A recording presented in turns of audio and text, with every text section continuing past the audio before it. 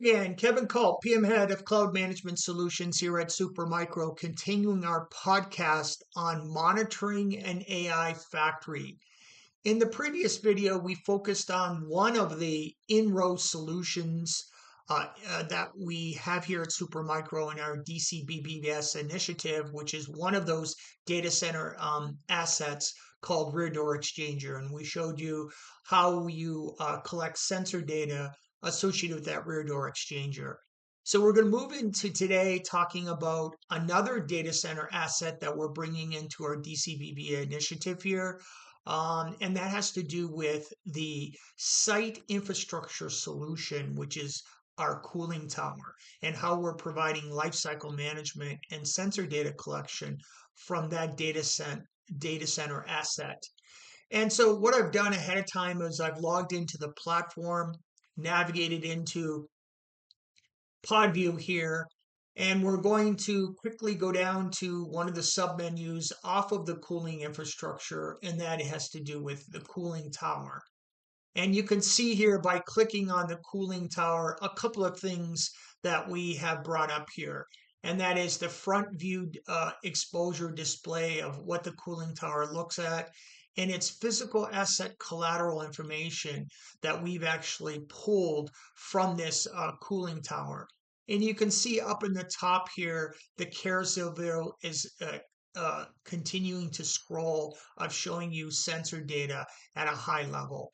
And then you can see here that we have our tree architecture to support multiple entities or multiple instances of a cooling tower.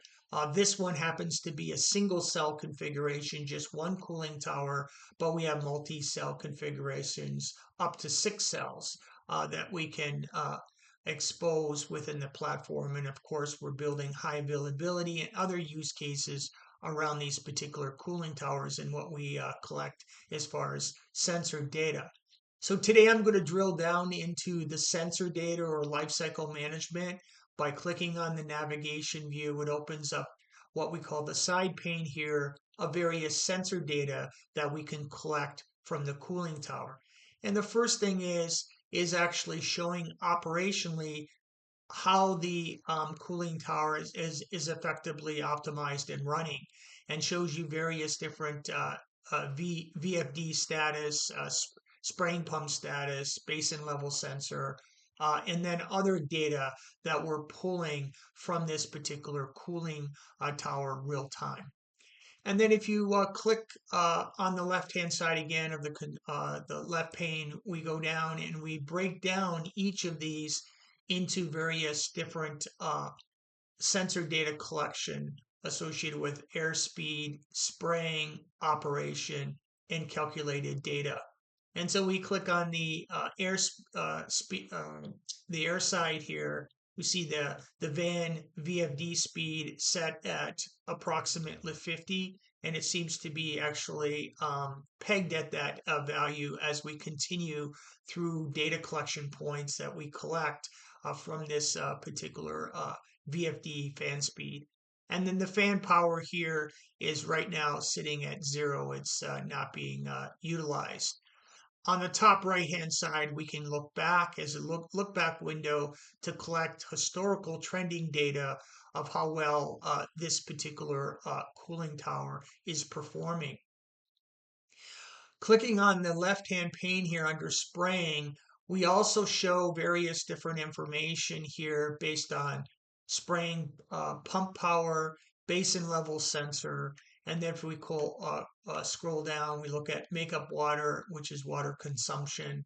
And you can see here, if we move the mouse across here, we show each delta point in time of data we're collecting and harvesting from that cooling tower. If we click on the operation mode here, we show the various different operational modes that are running, or essentially the status or state of which of each of these entities and sensors that we're pulling: spraying pump status, fan FED status, and it is actually operational.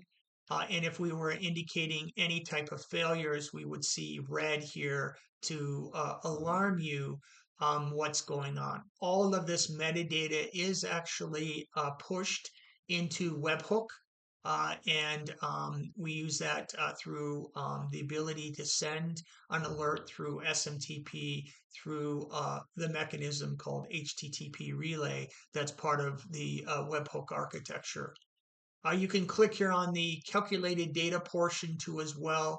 You can see the wet bulb temperature is continuing to trend here across multiple data points. You can see here we had a little bit of a spike here at 24.3 is the temperature, and you can see we're relatively dropping off here as well into around 20 or 21. We also provide heat load information, total power, PUE, and WE as well as part of our calculations, depending on the type of cooling tower that you are going to deploy to support your liquid cooled data center. And so I'm going to come back up to physical assets here and then click here again. And then you can also set threshold settings associated with the environment too as well by setting temperature, threshold settings, and other settings and thresholds that we basically set within our environment that's going to be available to you. So, depending on the cooling tower deployment, other metric data is going to be pulled from that depending on what we're doing with that particular vendor's implementation of our cooling tower.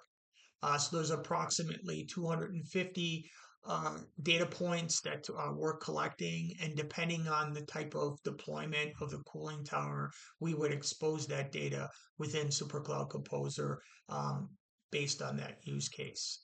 So that concludes the cooling tower of one of those data center assets in our DCBBS initiative of monitoring an AI factory. Thanks for joining today. We'll see you next time.